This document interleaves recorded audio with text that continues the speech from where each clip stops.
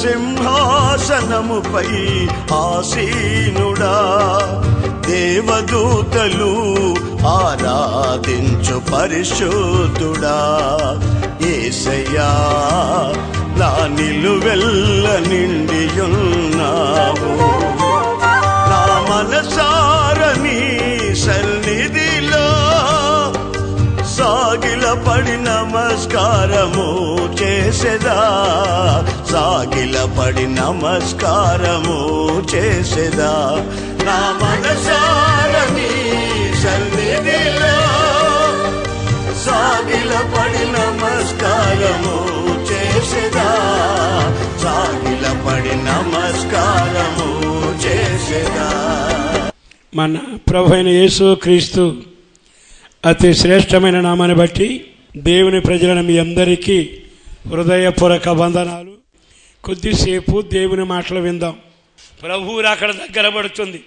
ఎన్ని సంవత్సరాలు బ్రతుకుతామో తెలియదు, కానీ ప్రభువు రాకడలో ఎత్తబడి ఆయన వలె నేను నడిచాను, ఆయనను పోలి నడిచాను, ఆయన దగ్గరగా నడిచాను, ఆయన మహిమతో నడిచాను, ఆయన సొత్తుగా నడిచాను, ఆయన పోలిగ్గా మారాను అని చెప్పగలిగిన ధైర్యం వచ్చేటట్టుగా నేను ఆయనను పోలి ఆయన ఉంచిన అడుగుజాడల్లో నేను నడిచానని చెప్పేటట్టుగా పాపం లేని జీవితం జీవించుదురుగాక, కపటం లేని మాట కలిగి ఉందురుగాక. ఇక మీదట ఎవ్వరు మీ మీద నిందలు మోపిన పొరపాటున నోరు తెరవకుండా నిందలను సహించుదురుగాక. ఎవరు ఏ మాట అన్నా స్తెఫనును జ్ఞాపకం చేసుకోనండి, పౌలుని జ్ఞాపకం చేసుకోనండి, యేసుని జ్ఞాపకం చేసుకోనండి, నీతిపరుడైన యోసేపును జ్ఞాపకం చేసుకోనండి, దానియేలును జ్ఞాపకం చేసుకోనండి. వీళ్ళలో ఏ విధమైన ఇరుకులు ఇబ్బందులు వచ్చి వారి మీద ఏ నిందలు మోపినా వారిలో ఎవరిని తిరస్కరించలేదు. దండం పెడి చెబుతున్నా, నీ ఆశీర్వాదానికి ఇది రాచబాట. ఎన్నోసార్లు వాక్యం విన్నావు, కానీ నీవు నీ కుటుంబం ఆశీర్వదించబడి అనేకులకు దీవెనకరంగాను నీ జీవితానికి క్షేమకరంగా ఉండినట్లుగా ఇక మీదట ప్రజలు నిన్ను దూషించిన, హింసించిన, చిత్రహింస చేసిన, నీ మీద చెడ్డగా మాటలు పలికినను మీరు సహిస్తూ ఓర్చుకుంటూ నా దేవునితో నేను నడుస్తున్నాను గనక ఇది నాకు తప్పదని బహుగా సంతోషించుదురుగాక. తర్వాత వాక్యం చదవండి. తన్ను తాను ఏం చేసుకున్నాడట? అప్పగించుకొని. అందరూ ఆమేనని చెప్పండి. ఇప్పుడు నేను మీకు ఒక అప్పగింత మొదలు పెడతా. అదేమిటంటే, మన పెళ్ళైనప్పుడు మన వాళ్ళు ఏం చేస్తారు తెలుసా? పెళ్లి కూతురు చేతిని తీసి పెళ్లి కొడుకు చేతిలో పెడతారు. అప్పుడు ఏడుస్తారండి జనం, ఎంత ఏడిచినా ఏడుస్తారు. ఇప్పుడు ఏడిచిన వాళ్ళు అట్లాగే ఏడుస్తుంటారా? వాళ్ళు పెళ్ళి అయిపోయినాక మళ్ళీ బస్సు వేసుకుని అక్కడికి వెళ్తారు, మళ్ళీ అక్కడ పీకల దాకా తింటారు, మళ్ళీ ఇక్కడికి వస్తుంటారు. అంటే అప్పగింత కాసేపే ఏడుపులు. ఈ రోజున అప్పగింత అనే మాట చాలా విలువైంది. ఈ రోజున బైబిల్ బోధిస్తుంది, ఒక వ్యక్తి యేసుతో నడుస్తున్నా, నేను ఆయన మార్గంలో నడుస్తున్నాను, ఆయన నడిచినట్టే నేను నడుస్తున్నానని చెప్పిన నీ జీవితంలో మొదటిది పాపం లేని జీవితం, రెండవది కపటం లేని జీవితం, మూడవది దూషించకుండా ఉండే నిగ్రహ శక్తి కలిగిన ఆత్మ కలిగి శోధనను నిందలు భరించగలిగిన జీవితం, నాలుగవది ఏమిటో తెలుసా? ఏమన్నా జరగని నన్ను నేను దేవునికి అప్పగించుకున్నాను. గట్టిగా చెప్పండి ఆమేన్. నన్ను నేను దేవునికి అప్పగించుకున్నాను అంటే అప్పగింతలు అయిపోయాక మన వాళ్ళు వెళ్ళి మా అమ్మాయిని మాకు ఇచ్చేయండి అని అనరు. అప్పగింతలంటే ఆమె జీవితకాలం అంతా నీకు అప్పగించేశాను, ఆమెతో ఉన్న చెలికత్తులనైనా, ఆమెతో ఉన్న ఆస్తినైనా, ఆమెకి ఇచ్చిన బంగారమైనా అంతా అప్పగించేశాం. అప్పగించిన తర్వాత ఇక నాది అనే మాట వివాహమైన ఎవ్వరు మాట్లాడకూడదు. మన ఇళ్లలో పెళ్ళిళ్ళ దగ్గర అప్పగింతలు బాగానే ఉంటాయి, గొడవలు ఎందుకు వస్తాయి తెలుసా? ఇది మా ఊరు, ఇది మా బంధువులు, ఇది మా పొలం, ఇది నా బంగారం అనే తత్వం. అప్పగించుకున్నారు కానీ అది పరిపూర్ణం కాల. ఏ స్త్రీ అయితే పురుషుడికి అప్పగించబడినప్పుడు అన్ని విషయాల్లో లోబడిపోతుందో ఆ ఇంట్లో ఎప్పుడు సమస్యలు ఉండవు. అప్పగింత పరిపూర్ణం కాకుండా నాది, నేను, నా బంగారం, నా వాళ్ళు, నీ వాళ్ళు, నా ఆస్తి అనే పదం మొదలు పెడితే నాశనం అవుతూనే ఉంటారు. ఈ రోజున నీవు 4వ మెట్లో నన్ను నేను ఆయనకి అప్పగించుకున్నాను. దానికి మూల భాషలో బానిస అని అర్థం ఉంది. బానిస అంటే అర్థం ఏమిటంటే ఒక వ్యక్తిని బానిసగా కొనుక్కున్నాక ఈ యజమాని ఇష్టమే నెరవేరుస్తాడు. తినమంటే తింటాడు, కూర్చోమంటే కూర్చుంటాడు, నడవమంటే నడుస్తాడు, వెళ్ళమంటే వెళుతుంటాడు. ఏది చేసినా అప్పగించుకున్నాడు. ఇక తనకంటూ స్వేచ్ఛ లేదు. ఈ ఒక్క మాట మీ జీవితంలో ఎన్నడూ మర్చిపోకూడదు. నువ్వు ప్రభువుకు అప్పగించుకున్నాక నీ శరీరాన్ని, నీ ఆత్మను, నీ ప్రాణాన్ని ఆయన చేతికి అప్పగించుకున్నాక ఇక నీలో నీ ఇష్టం నెరవేర్చబడకుండా ఉండునుగాక. ఆమేన్. అప్పగించుకున్నావు గనక ఇక నీ ఇష్టం ఉండకూడదు. నీ చిత్తం నలగగొట్టబడునుగాక. దేవుని చిత్తమే నీ పట్ల నెరవేర్చబడునుగాక. అప్పగించుకున్న వాళ్ళు అనే మాట ఏమిటో తెలుసా? అయ్యా, నీ చిత్తమైతే నేను అక్కడికి వెళతా, నీవు ఇష్టపడితే నేను అక్కడికి వెళతా. యుద్ధానికి వెళ్ళమంటావా? మందిరానికి వెళ్ళమంటావా? ఇదిగో అతనికి కార్యం చేయమంటావా? అంటే ప్రతిదానికి భార్య భర్తను అడుగుతూనే ఉంటుంది. ఇదిగో ఈ పని చేయాలనుకుంటున్నా, ఇది విధంగా చేయాలనుకుంటున్నా అంటే నేను నీకు అప్పగించుకున్నాను, నువ్వు చెప్పినట్టే నేను చేస్తాను. ఇప్పుడు సంఘం ఆయనకు అప్పగించబడింది. సంఘం అంటే మీరు, నేను, మనమంతా ఆయనకు అప్పగించుకున్నాక మన సొంత ఇష్టం మన జీవితంలో జరగకూడదు. అందుకని మనం పానము చేసినను, భోజనము చేసినను, మరి ఏమి చేసినను దేవుని చిత్తమే చేయుదుముగాక. అంటే మన ఇష్టం ఇక చేయకూడదు, దేవుని చిత్తమే నెరవేరాలి. అందుకే మనం మాట్లాడాల్సిన మాట ఏమిటి తెలుసా? దేవుని చిత్తమైతే రేపు ఇలా చేద్దాం, దేవుని చిత్తమైతే సభలను జరిపిద్దాం, దేవుని చిత్తమైతే వివాహాన్ని కొనసాగిద్దాం. అంటే ప్రతిదానికి నీ నోట్లో ఒప్పుకోలు మొదలవ్వాలి. ఇదిగో నా చిత్తం కాదయ్యా, నీ చిత్తమేనయ్యా అని మనం మొదల మెట్టుకు రావాలి. యేసు ప్రభు ప్రార్థన నేర్పాడు. ప్రార్థన నేర్పినప్పుడు ఏమన్నాడు? పరలోకమందున్న నీ చిత్తమే, నీ చిత్తమే. మరి ఈ రోజున ఆయనను పోలి నడిచినప్పుడల్లా పరలోక చిత్తం నీలో నెరవేర్చబడునుగాక. మీకు ఇంకో మాట కూడా చెబుతాను. హైదరాబాద్ ఉంది, క్యాపిటల్ సిటీ. అక్కడున్న గవర్నర్ కానీ, ముఖ్యమంత్రి కానీ, అక్కడున్న అధికారులు తన అధికారాన్ని ఈ జిల్లాలో, ఈ గ్రామంలో, ఈ పల్లెటూరులో, ఈ బజార్లో కూడా నిర్వహిస్తుంటారు.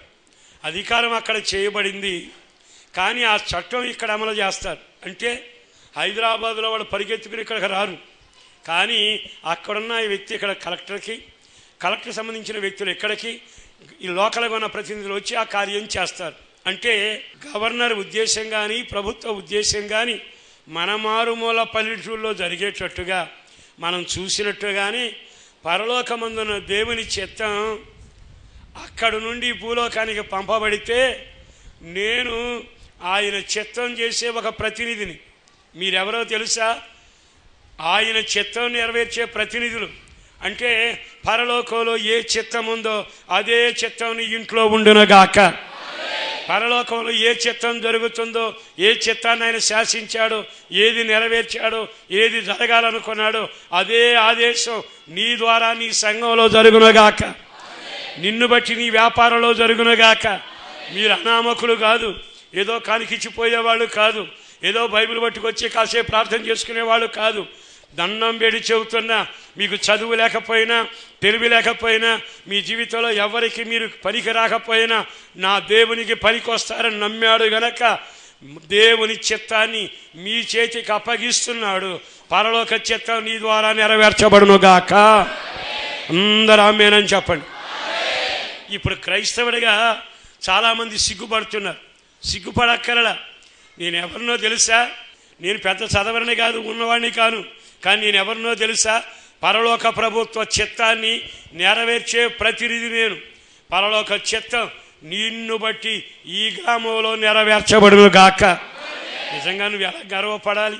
నేను పరలోక ప్రతినిధిని. హైదరాబాద్లో ఉన్న ఆలోచన ఎక్కడ నెరవేరినట్లుగా పరలోకంలో ఉన్న దేవుని ఆలోచన అంతా నా ద్వారా నెరవేర్చబడునుగాక. ప్రతిరోజు ప్రార్థన ఎందుకు చేయాలో తెలుసా? మోకరించినప్పుడల్లా కొడుకు పుట్టితే బాగుండయ్యా, పెళ్ళైతే బాగుండయ్యా, ఉద్యోగం వస్తే బాగుండయ్యా, కడుపు పిండి తగ్గితే బాగుండయ్యా అని కాదు. నీవు ప్రార్థన చేసినప్పుడల్లా ఈరోజు ఆదివారం తండ్రి నీ చిత్తం ఏదో చెప్పు, నీ చిత్తం ఏదో నేను నెరవేరుస్తా. పరలోకముందున నీ చిత్తం ఈ ఆదివారం నా ద్వారా నెరవేర్చబడునుగాక. ఈరోజు సోమవారం, ప్రభువా నీ చిత్తమేటో ఈ సోమవారం నా ద్వారా నెరవేర్చబడునుగాక. ప్రతిరోజు దేవుని చిత్తం నీ ద్వారా నెరవేర్చబడునుగాక. గట్టిగా ఆమేన్ చెప్పండి. నువ్వెప్పుడైనా ప్రార్థన చేయకపోయినా దేవుని చిత్తం నెరవేర్చకుండా కానీ ఉంటే నువ్వు పరలోకానికి ద్రోహం చేస్తున్నావు, పరలోక రాజ్యానికి విరోధంగా ప్రవర్తిస్తున్నావు. నా యేసుని బట్టి బ్రతిమలాడుతున్నా. దేవుడిని ఎంచాడు, నిన్ను ప్రేమించాడు, నిన్ను ఘనపరిచాడు, అర్హత లేకపోయినా అర్హుడిగా మార్చాడు, నిన్ను కనికరించాడు. అందుకని ప్రతిరోజు అయ్యా నీ ప్రతినిధిని, నీ ద్వారా కడగబడి కొనబడిన వ్యక్తిని నీ చిత్తం మీదో చెప్పు, నీ చిత్తాన్ని నేను నెరవేరుస్తాను. మరి నిజంగా దేవుడు ఎన్నిసార్లు దిగి వచ్చాడు? యోనా నా చిత్తం నీవు నినివేకి వెళ్ళాలి, ఏలియా నువ్వు రాజుగారి దగ్గరికి వెళ్ళాలి. ప్రతిసారి దేవుని చిత్తం ఎంత తేడాగా కనబడుతుంది. నా యేసుని బట్టి బ్రతిమలాడుతూ చెబుతున్నా, దండం పెట్టి చెబుతున్నా, మీ ఇష్టం నెరవేర్చడం ఆపేయండి, మీ బంధువుల ఇష్టం నెరవేర్చడం ఆపేయండి, మీ తెలిసిన వాళ్ళ ఇష్టం నెరవేర్చడం ఆపేయండి. దేవుని చిత్తం నెరవేర్చబడునుగాక. దేవుని చిత్తం కొరకు ప్రభు నిన్ను నిర్ణయించునుగాక. నా జీవితంలో సంఘటన జరిగింది. నేను ఎక్కడికి వెళ్ళినా చెబుతుంటా. సేవలు అడుగు పెట్టాను, నాకు చచ్చే భయం. ఒక పక్క సన్నగా పొట్టిగా ఉండేవాడిని. నేను సంఘ కాపరన్నా పాస్టర్నన్నా జనం నమ్మేటట్లేరు. ఊగుతూ తిరిగేవాడిని ఒక బైబిల్ పట్టుకుని.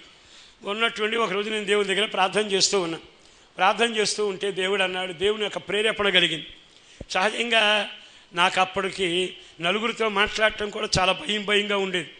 ఎక్కువసేపు మాట్లాడేవాడిని కాదు, ఎక్కువసేపు ఎవరిని పలకరించేవాడిని కాదు. ఉన్నటువంటి దేవుని ఆత్మ ప్రేరేపిస్తుండగా పలానా గ్రామం వెళ్ళు అని నాలో ఒక ప్రేరేపణ కలుగుతుంది. ప్రభు దగ్గర ప్రార్థన చేసి, ప్రభువా పెద్ద పెద్ద దైవజనులు ఉన్నారు, ఏలియా ఉన్నాడా, పలానా భక్తులు ఉన్నారా, వాళ్ళకు నువ్వు చెబితే వెళ్ళారు, కార్యం జరిగింది. నా బతుకేమిటి, నా పరిస్థితి ఏమిటి, పొరపాటున నేను అక్కడికి వెళ్ళలేనయ్యా అని. అంటే నాకు లోపల అనుమానం, దేవుని ప్రేరేపణ దెయ్య ప్రేరేపణ అని. మరలా ప్రార్థన చేస్తే వణుకు వస్తుంది, భయం పుడుతుంది. వెళితే ఎందుకు వెళ్ళాలి అర్థం కాల. సరే కాదనకుండా మొత్తం మీద బయలుదేరాను కానీ భయంతోనే బయలుదేరినాక పలానా ఊరు వెళ్ళమన్నాడా. నేను మహా తెలివిగా ఆ ఊళ్ళో నాకు ఎవరో తెలియదు. ఆ పైన మరొక ఊరు, ఆ పై ఊళ్ళో నాకు తెలిసిన వాళ్ళు కొంతమంది ఉన్నారు. అక్కడికి వెళ్ళి వాళ్ళని కలిసి దేవుడు ఎట్లా చెప్పాడు, పలానా ఊరు వెళ్ళమంటున్నాడు, మరి అక్కడ నాకేమైంది తెలియదు, మీకు ఎవరైనా అక్కడ తెలుసా, మీరు నాతో తోడొస్తారా, మన ఇద్దరం కలిసి వెళదాం అని అడగటానికి నేను నెమ్మదిగా టికెట్ కొనుక్కొని చింతలపూడి బస్సు ఎక్కాను. వెళుతుంది, బస్సు వెళ్ళిపోతుంది. ఉన్నట్టుండి జనమంతా ఒక్కసారి హడావుడి చేశారు బస్సులో. కారణం ఏంటంటే బస్సు ఆగిపోయింది. నాకు మెలకు వచ్చినాక బస్సు దిగా. ఇప్పుడు నేను చింతలపూడి వెళ్ళాలి కదా, అందుకని హాయిగా కూర్చున్నాను. మొత్తం మీద నా పని నేను చేసుకుంటాను. ఇక ఎంతకీ బస్సు స్టార్ట్ అవ్వట్లేదు. నా జీవితంలో ఇది మరవలేని సంఘటన. వాళ్ళు చేస్తున్నారు, వీళ్ళు చేస్తున్నారు, అందరూ ఎవరికాళ్ళు ఏమంటే బస్సు రిపేర్ వచ్చింది, ఆ వచ్చే బస్సులో మమ్మల్ని ఎక్కించమంటే పాపం కండక్టర్ ఆపి ఒక్కొక్కళ్ళు ఎక్కించేస్తున్నాడు. నేను వెళ్తా ఉంటే ఆ దోపుల్లో నేను నిలబడలేక వెనక్కి వస్తామని అంతా అయిపోయింది. ఇంకో 10 మంది ఉన్నాం. ఈ బస్సు రిపేర్ అవ్వట్లా. బస్సు రిపేర్ అయితే వెళదామని అనుకోండి. ఈ లోపు ఎవరో ఒక అతను నా దగ్గరికి వచ్చాడు. ఏమంటే మీరు పాస్టర్ గారు అని అడిగారు. బైబిల్ బ్యాగ్ ఉంది. అవునండి పాస్టర్ గారిని అన్న. ఏ ఊరు వెళ్తున్నారు అన్న. పలానా ఊరు వెళ్తున్నా. మీ పేరు ఏమిటని. పలానా వెళ్తాను. నేనండి గత రాత్రి ప్రార్థన చేసుకుంటూ ఉంటే కల్లో మీరే కనపడ్డారండి, తర్వాత దర్శనంలో మీరే కనపడ్డారండి. పసుపు చొక్కా వేసుకున్నారు, బ్లూ ప్యాంట్ వేసుకున్నారు, బ్యాగ్ చేతితో పట్టుకున్నారు. మిమ్మల్ని మా ఇంటికి తీసుకొచ్చి ప్రార్థన చేయించుకోమని అంటే నేను వెతుకుతున్నాను. సరిగ్గా రాత్రి వచ్చిన కళా ప్రార్థనలో వచ్చిన దర్శనం అచ్చు మీలాగానే ఉన్నారు. అందుకే ఈ బస్సు దగ్గరికి వచ్చాను. ఖచ్చితంగా మీరు కనపడ్డారు. నాకేం అర్థం కాదు. సరే ఎవరో ఏమిటంటే ప్రభు చూపించాడండి, చిన్న ప్రార్థన చేయడానికి మా ఇంటికి రండి అని. సరే అదే ఊళ్ళో ప్రభు వెళ్ళమన్నది. ఆ ఊళ్ళో నాకు ఎవరో తెలియదు. మొత్తం మీద నెమ్మదిగా ఇంటికి వెళ్ళటానికి ఇష్టపడ్డానండి. అతను వెనక 2 అడుగులు వేశాను. డ్రైవర్ గట్టిగా కేక వేశాడు, బస్ స్టార్ట్ అయింది ఎక్కండి. ఇప్పుడు నేను ఎక్కాలా వెళ్ళాలా ఒక ఆలోచనలో పడ్డా. దేవుని చిత్తం అనుకుని నెమ్మదిగా ఇంటికి వెళ్ళి ఆ ఇంటికి వెళితే భయంకరమైన మచ్చలతో ఒక వ్యక్తి, ఈ గొంతు నిండా కణితులను రోగంతో బాధపడుతున్న ఆ ఇంట్లో ప్రార్థన చేయడానికి ప్రభు తీసుకుని వెళ్ళాడు. ఆ రోజున అక్కడ ప్రార్థన చేసి ఆ సోడా బడ్డీలో సోడాలు అమ్ముతారు, బడ్డీ కొట్టు. అక్కడుండి వచ్చిన వాళ్ళకి నలుగురు వాక్యం చెప్పానండి. నా జీవితంలో నేను మరవలేను. దేవుడు ఆ కుటుంబాన్ని దర్శించి అక్కడ నుండి ఈ రోజుకి ఇక్కడికి దేవుని మందిరానికి వచ్చే విశ్వాసులుగా దేవుడు వారిని మారుస్తూ వచ్చాడు. దేవునికి మహిమ కలుగునగా. దేవుని చిత్తం చేయకుండా ఎంత దూరం పరిగెత్తినా నష్టపోతావు, జాగ్రత్త. నా యేసుని బట్టి నేను మరలా చెప్పగలిగిన మాట, ప్రతిరోజు మీరు ఉద్యోగమైనా, వ్యవసాయమైనా, వ్యాపారమైనా దేవుని దగ్గర ప్రార్థన చేయండి. పరలోకమందున్న నీ చిత్తం నా యందు నెరవేర్చబడును గాక. ఈరోజు స్కూల్కి వెళ్తున్నా, వ్యాపారానికి వెళ్తున్నా, ఏ పని మీదకి వెళ్తున్నా, ఈ రోజంతా నీ చిత్తం నెరవేర్చబడును గాక. పరలోకం చిత్తం నెరవేరాలని అప్పగించుకుని మీరు ప్రార్థన చేసుకోనండి. మీరు అప్పగించుకున్నంతగా దేవుడు మిమ్మల్ని వాడుకొనుగాక, మిమ్మల్ని నడిపించునుగాక, మీకు ఆలోచన చెప్పునుగాక, మీకు క్షేమం కలుగ చేయునుగాక. మరి ఈ రోజున ఆయనను పోలి ఆయన నడిచినట్టే నేను నడుస్తున్నానని చెప్పగలిగిన 4 అనుభవంలో దేవుని చిత్తం చేయటానికి నిన్ను నీవు అప్పగించుకుంటున్నావా? దండం పెట్టి నా యేసుని బట్టి బ్రతిమలాడుతూ చెబుతున్నా, మరలా చెబుతున్నా, దేవునికి నిన్ను నీవు అప్పగించుకుందువుగాక. అప్పగించుకోవడం అంటే నీ ఇష్టం సాగకూడదు, నీ ఆలోచన సాగకూడదు, నీ ఉద్దేశం నెరవేర్చకూడదు. దేవుని చిత్తం ఏదైతే అదే జరుగునుగాక. ప్రభువా, నా సొంత ఉద్దేశం వద్దయ్యా, నీ ఉద్దేశం నెరవేర్చయ్యా అని ప్రభు దగ్గర ప్రార్థన చేయండి. మొదట్లో అయోమయంగా ఉంటుంది. దేవునితో కొంత దూరం నడిచాక ఈ మార్గం సులువుగా ఉంటుంది. ఈ మాట మీకు వింటే కొత్తగా అనిపిస్తుంది. దేవుడి చిత్తం అంట, ఏది దేవుడి చిత్తం మనకేం తెలుస్తుంది? మొదట్లో గందరగోళంగా ఉంటుంది. కొంతకాలం అలా ప్రార్థన చేయండి. ఉద్యోగ విషయంలోనైనా, వ్యాపార విషయంలోనైనా, పిల్లల విషయంలోనైనా, పిల్లల చదువుల విషయంలోనైనా దేవుడు తేటగా పరలోక చిత్తాన్ని నీకు తెలియచేస్తాడు. ఆ దీవెనకరంగా మీరు నడిపించబడుదురుగాక. ఆమేన్. ఆయన నడిచిన రీతిగా అదే నడక మనము నడుచుదుముగాక. మొదటిది పాపము చేయకుండా, అందరూ ఆమేన్ చెప్పండి. రెండవ మాట కపటం లేకుండా. మూడవది ప్రతిదూషణ చేయకుండా. నాలుగవది బైబిల్ లేఖనం ప్రకారం తప్పనిసరిగా ఆయన చిత్తం నెరవేర్చేట్టుగా అప్పగించుకుందుముగాక. మరొక మాట చెప్పి ముగిస్తా. హెబ్రీ పత్రిక చదవండి, 7:26 ఏముందో చూద్దాం. పవిత్రుడును నిర్దోషియు నిష్కల్మషుడును పాపులలో చేరక ప్రత్యేకంగా ఉన్నవాడు. అందరూ ఆమేన్ చెప్పండి. యేసును పోలి నడవాలి. ఆమేన్. ఆయన నడిచినట్లే మనము నడుచుదుముగాక. ఎట్లా నడిచాడో 4 విన్నాం. 5వ మాట ఆయన గురించి బైబిల్లో రాసింది. ఏమని రాసింది? ఆయన ఎవరట? పవిత్రుడు, నిర్దోషి, నిష్కల్మషుడు, పాపులలో చేరక ప్రత్యేకంగా ఉన్నవాడు. అందరూ ఆమేన్ చెప్పండి. ఇక్కడ నీ పేరు రాసుకోవాలి. ఏమని? నేను పాపులతో చేరక ప్రత్యేకంగా ఉండవలసిన వాడను. అందరూ ఆమేన్ చెప్పండి. మరి ఆయన నడిచాడుగా, మరి నువ్వు అదే విధంగా నడవాలిగా. అంటే నీకు ఒక షరతు ఏమిటంటే, నువ్వు వాళ్ళలో చేరబాకు, నువ్వు వాళ్ళతో కలవబాకు, నువ్వు వాళ్ళతో తినబాకు, నువ్వు వాళ్ళతో వెళ్ళబాకు, వాళ్ళలో చేరబాకు. నీవు వారిలో చేరక, పాపులలో చేరక అంటే గతకాలం తిరిగిన అలవాటు ఉందిగా. కలిసి భోంచేసావు, తాగి తందనాలాడావు, మోసం చేసావు, అక్రమాలు చేసావు, నీ జీవితం అంతా నాశనం. కడగబడ్డ తర్వాత ఇక ఆయనను పోలి నేను నడుచుచున్నానని చెప్పి ప్రతి వ్యక్తి ఇక వారిలో చేరక, అంటే గతకాలపు స్నేహానికి చేరక, పాత మిత్రుల్లో చేరక, ఇదివరకు చేసిన మోసం చెయ్యక, ఇదివరకు నడిచినట్టు నడవక, వారిలో చేరక నువ్వు ప్రత్యేకంగా ఉందువుగాక. ఇక మీదట నా దేవుడు నిన్ను ప్రత్యేకంగా ప్రతిష్ఠించునుగాక. అప్పటి వరకు చాలామందితో తిరిగావు, కానీ ఇక ఒక ప్రత్యేక జీవితం నీకు ఉండాలి. చేరక అనే మాట ఉంది. ఎవరిలో చేరకూడదు? 2 మాటలు చెబుతాను. ఒక్కసారి ఆదికాండం 49లోకి రండి. 6వ వాక్యం చదవండి. నా ప్రాణమా వారి ఆలోచనలో చేరవద్దు. రాయబడిన మాట ఏమిటో తెలుసా? నా ప్రాణమా, నా సంఘమా, అక్కడ చక్కగా రాస్తున్నాడు. నిశ్చయముగా వారి ఆలోచనలో చేరవద్దు. ఎవరు వీళ్ళు? 2 అన్నదమ్ములు. వీళ్ళిద్దరు ఎవరో తెలుసా? వాళ్ళ చెల్లికి అన్యాయం జరిగిందని వారు కత్తి పట్టుకొని వాళ్ళ చెల్లికి అన్యాయం చేసింది ఒక వ్యక్తి. కానీ వీళ్ళిద్దరూ బయలుదేరి ఊళ్ళో ఉన్న మగవాళ్ళందరినీ కాళ్ళు తెగ నరికేశారు. ఇదిగో ప్రాణమా, వాళ్ళతో నువ్వు చేరబాకు, వాళ్ళ ఆలోచనలో చేరబాకు. వీళ్ళెవరో తెలుసా? ప్రతీకారం అనే ఖడ్గం పట్టుకున్నవాళ్ళు. వీళ్ళెవరో తెలుసా? అంతు చూస్తాను అనుకునేవాళ్ళు. కానీ న్యాయం ఆలోచించక పాపం చేసింది ఒకడు, పాడు చేసింది ఒకడు, పాడైంది నీ చెల్లి. వీళ్ళిద్దరిని తగలబెట్టక ఊళ్ళో వాళ్ళ మీద పట్టం ఎందుకు? మన వాళ్ళు చాలాసార్లు ఇదే కోవలో వెళుతుంటారు. మన పిల్ల ఎందుకు పాడయింది, మన పిల్లోడు ఎందుకు పాడయ్యాడు అని ఆరాధీసి దాన్ని సరి చేసుకుంటే బాగుంటుంది. నా పిల్లని వాళ్ళు అందరూ కలిసి మోసం చేశారు, వీళ్ళందరికీ తెలుసు అని కొన్నిసార్లు మనం కత్తి పట్టుకుని ఊరి మీద పడి అనేకులు నిర్దోషుల్ని హతమార్చడానికి ఇష్టపడతాం. దండం పెడి చెబుతున్నాను, తప్పు ఏదో, యథార్థత ఏదో, నీతి ఏదో, భక్తి ఏదో గుర్తుపట్టి నీవు ప్రవర్తించాలి. నా ప్రాణమా, వీళ్ళ ఆలోచనలో చేరబాకు.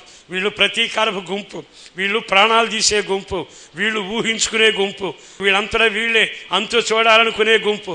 దండం పెట్టి విశ్వాసులని మీ అందరికీ మరలా బ్రతిమలాడి చెబుతున్నా, ప్రతీకార గుంపులో మీరు ఉండబాకండి. ఇతరులను నాశనం చేయాలనే ఆలోచనలో ఉండబాకండి. దైవ సంబంధంగా నడిచే మీరు ఊహించుకోబాకండి. వీడే చేసి ఉంటాడు, వాడే అని ఉంటాడు, వీడే దొంగిలించుంటాడు, వీళ్ళకి తెలిసేముంటుందని తెలియని దాని గురించి ఊహించుకొని జీవితాన్ని పాడు చేసి ఇతరుల జీవితాలతో ఆటలాడకుండా ఉండేటట్టుగా నా ప్రాణమా వారితో నీవు చేరకుందవుగాక. గట్టిగా చెప్పండి ఆమేన్. ఏమి జరిగినా ఉన్నట్టుగా పరిశీలన చేయండి, ఊహించుకోబాకండి. ఊహించుకుంటే యేసు ప్రభు కూడా నీకు దెయ్యంలాగా కనపడతాడు. ఊహించుకుంటే యేసు ప్రభు కూడా తోటమాలిలా కనపడతాడు. ఊహించుకుంటే వాక్యం కూడా అనుకూలంగా కనపడద్ది. ఊహించుకుంటే నీ ఒక్కడవే నీతిమంతుడమైనట్టు సంఘమంతా తప్పుడుదైనట్టుగా నీకు కనబడద్ది. ఊహించుకునే వాళ్ళతో చేరవాకు, ఊహించుకునే ఆలోచన నీకొద్దు. ఈ రోజు నుంచి అడ్డుకట్టవే. ప్రతీకారం కానీ, అంతుజోటం కానీ, భయంకరంగా వినాశనం చేయాలని ఆలోచన నీకు పుట్టకుండా ఉండునుగాక. అట్టి ప్రేరేపణ కలిగిన వారితో నీవు స్నేహం చేయకుండా నీవు దూరముగా ఉందువుగాక, వారితో చేరక. మరొక మాట రాసింది, నా ఘనమా వారి సంఘముతో కలిసి ఉండవద్దు. ఆమేన్. ఒకసారి మోషేకి అహరోనుకి విరోధంగా ఇద్దరు లేచారు. వీళ్ళిద్దరూ లేచి, నువ్వే దేవుడివా, నువ్వే సేవకుడివా, నీకే వినపడద్దా, మాతో మాట్లాడ్డా అని దేవుని సన్నిధిని, దేవుని చిత్తాన్ని అపార్థం చేసుకుని సంఘానికి విరోధంగా ఇద్దరు లేచారు. అప్పుడు దేవుడు అన్నాడు, మోషే, సంఘమా మీరంతా దూరంగా వెళ్ళిపోండి, మీరెవరు వారి దగ్గర ఉండబాకండి, నా మాటలు వేరైపోండి అని గట్టిగా అరిచాడు దేవుడు. అప్పుడు వాళ్ళంతా కంగారు పడిపోయారు. నేను చెబుతున్నాను మీరు వేరవ్వండి అనగానే ఎక్కడ వాళ్ళు అక్కడే పారిపోయారు. అతనితో ఉన్నవాళ్ళను అక్కడ నిలబడ్డారు. చూస్తూ ఉండగానే సంఖ్యాకాండంలో భూమి నెర విడిచాను. ఆ చూస్తూ ఉండగా కుటుంబాలను అందులో పడిపోయి మరలా వాళ్ళు భూస్థాపితమైపోయి నెర విడిచిన నేల మరలా కలిసిపోయినట్టుగా సంఖ్యాకాండంలో చూస్తున్నాం. జాగ్రత్త, నువ్వు ఎవరితో చేరినా పర్వాలేదే, కానీ దేవునికి విరోధమైన గుంపులో చేరబాకు, దేవుని వాక్యానికి విరోధంగా చేయబాకు, దేవుని చిత్తానికి విరోధంగా మాట్లాడబాకు, దేవుని సేవకు విరోధంగా ప్రవర్తించిన, సంఘానికి విరోధంగా ప్రవర్తించిన, పరిశుద్ధాత్మకు విరోధంగా ప్రవర్తించిన, సత్యానికి విరోధంగా ప్రవర్తించిన, జీవం కలిగిన దేవునికి విరోధంగా ప్రవర్తించిన, సంఘమేగా, వీళ్ళు నా బంధువులేగా, సేవకుడు మా చుట్టమేగా అన్నీ అనుకోబాకు. బైబిల్ బోధిస్తుంది, చాలా జాగ్రత్త. దేవుని సేవకు విరోధంగా లేచిన వారు భయంకరంగా నెరగొట్టిన నేలలో పూడ్చబడ్డట్టుగా మనం గమనిస్తున్నాం. కనుక దేవునికైనా, దేవుని చిత్తానికైనా, సంఘానికైనా, వాక్యానికైనా, పరిశుద్ధతకైనా, పరిశుద్ధాత్మకు విరోధంగా ఎవరైనా లేస్తే వారితో నీవు చేరవద్దు. బైబిల్లో రాస్తుంది, చేరక నీవు ప్రత్యేకంగా ఉండు. మరి ఈ రోజున ఆ అనుభూతిలో మనం నిలవగలిగితే యేసు ఎలా నడిచాడో నేనును అలాగే నడుస్తూ మరి ప్రభు రాకడకు సిద్ధపడదామా?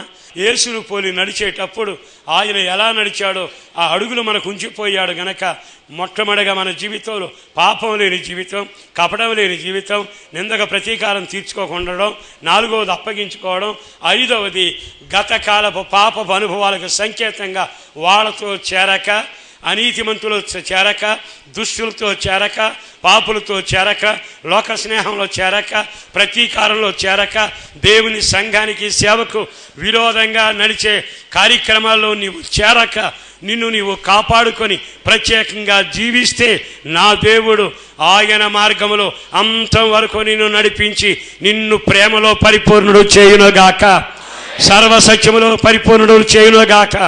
అట్టి కృప కలిగినట్లు మోకరించి ప్రార్థన చేసుకుందాం.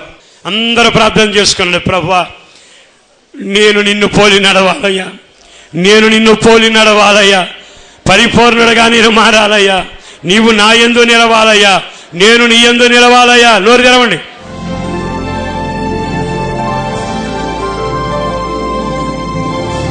ప్రేమ స్వరూపైన ప్రభువా, వందనాలయ్యా. అపారమైన నీ ప్రేమ కొరకు ధన్యవాదాలు. చేసిన కార్యాల కొరకు వందనాలు, చేయబోతున్న కార్యాల కొరకు వందనాలు, నీ మాటల కొరకు వందనాలు. నీ వినిపించిన ప్రతి మాటను బట్టి నిన్ను స్తుతిస్తున్నాం. ప్రభువా, మేము నిన్ను పోలి నడిచేవారమైతే ఏ గుంపులో చేరకూడదో, ఎవరితో చేరకూడదో ఎంత తేటగా మాట్లాడావు. ప్రతి మాట ఫలభరితంగా మార్చండి. మేము నిన్ను పోలి నడిచేటట్టుగా, కపటం లేని వారిగా, పాపం లేని వారిగా, నిందలను సహించే వాళ్ళగా, దైవ చిత్రానుసారంగా అప్పగించుకునే వాళ్ళగా మేము బ్రతకగలిగినట్లు తీర్మానం చేసుకునే బిడ్డలందరి పట్ల కార్యం జరిగించి మీరు మహిమ పొందండి. యేసు పరిశుద్ధ నామాన ప్రార్థించి విన్నవించి వేడుచూ ఉన్నాము తండ్రి. ఆమేన్, ఆమేన్. స్త్రీల కూడిక ప్రతి బుధవారం ఉదయం 11 గంటల నుండి 3 గంటల వరకు హోసన్న మందిర్, హనుమాన్ జంక్షన్ నందు జరుగును. ఈ యొక్క కూడికలో దైవజనురాలు వాక్య పరిచర్య చేసి మీ కొరకు ప్రార్థించెదరు. అందరూ ఆహ్వానితులే. పరిశుద్ధాత్మ స్వస్థత కూడిక ప్రతి శనివారం రాత్రి 7 గంటల నుండి 9 గంటల వరకు హోసన్న మందిర్, హనుమాన్ జంక్షన్ నందు జరుగును. మీ అందరికీ ప్రేమపూర్వక ఆహ్వానం. ఆరాధనా సమయములు. మొదటి ఆరాధన ప్రతి ఆదివారం ఉదయం 8 గంటల నుండి 10 గంటల వరకు Hosanna Mandir, Ramayammapeta junction road, Nuzvid నందు జరుగును. రెండవ ఆరాధన ఉదయం 10 గంటల నుండి 1 గంట వరకు హోసన్న మందిర్, హనుమాన్ జంక్షన్ నందు జరుగును. మీ ప్రార్థనావసతుల కొరకు మమ్ములను సంప్రదించవలసిన మా చిరునామా: పాస్టర్ దేవదాస్ గారు, hosanna Mandir, Nuzvid road, Hanuman junction, Krishna జిల్లా, ఆంధ్రప్రదేశ్. మా ఫోన్ నెంబర్లు 08656242751, మరి ఒక నెంబర్ 9440772772.